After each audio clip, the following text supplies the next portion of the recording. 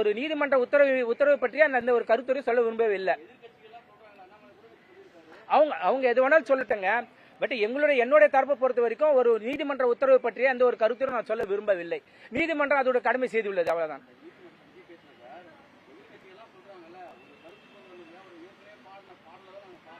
அதான் ஏற்கனவே பாடின பாடலை திருத்தி தான் சொல்லியிருக்காங்க. அதன் பற்றி ஒளிநாடாவே அவங்க வெளியிடவே இல்லையே. அதனுடைய ஒளிநாடை வெளியிட்டு இருக்காங்களா? அவரு நேற்று அந்த பாடலவே பாடுறாரு.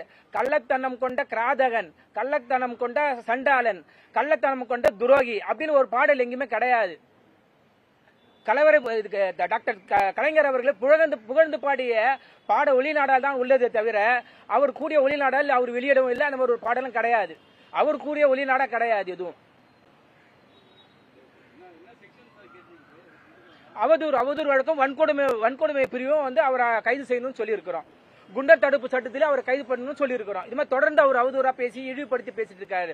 ஒரு குறிப்பிட்ட ஒடுக்கப்பட்ட பட்டியலினத்தை ஜாதியை தான் அவர் குறிப்பிட்டு பேசுறாரு. இது முதல் முறையா பேசவே இல்லை. ஏற்கனவே நான் சொன்ன மாதிரி அவருடைய தம்பி என்ற திரைப்படத்தில் சண்டாளன் என்ற ஒரு வார்த்தையை உபயோகிச்சுனா அதை பற்றி எனக்கு தெரியாது, நான் பொது மன்னிப்பு கேட்டுக்கிறேன்னு ஒரு வாரத்தில் பேட்டியும் கொடுத்திருக்கிறாரு. சோ ஏற்கனவே தெரிந்த ஒரு ஒடுக்கப்பட்ட பட்டியலை சேர்ந்த சமூகத்தின் ஒரு பெயரை தெரிந்தோம். நேற்றைய தினம் ஒரு பேட்டியில திரும்ப சண்டாளன் என்று பல தடவை கூறி அந்த சமூகத்தை இழிவுபடுத்தி பேசியிருக்கிறாரு. சோ அது ஒரு வகையான அந்த சமூகத்தை வன்கொடுமை செய்யும் ஒரு சொல்லாவே நான் கருதுறேன்.